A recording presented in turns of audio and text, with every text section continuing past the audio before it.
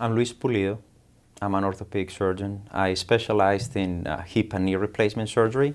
I did my medical school in Colombia, then I did a research fellowship at Rodman Institute, and then I had the opportunity to be at Mayo Clinic Rochester for 6 years where I did orthopedics and hip and knee replacement fellowship.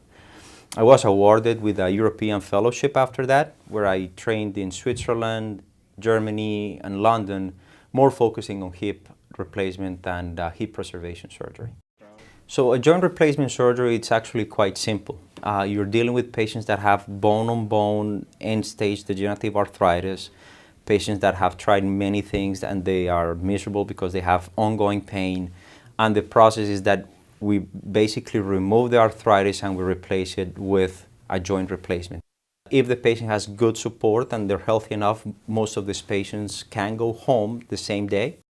We have different techniques and all the available technology to perform any type of joint replacement surgery, from the more simple, fast recovery to the more complicated one.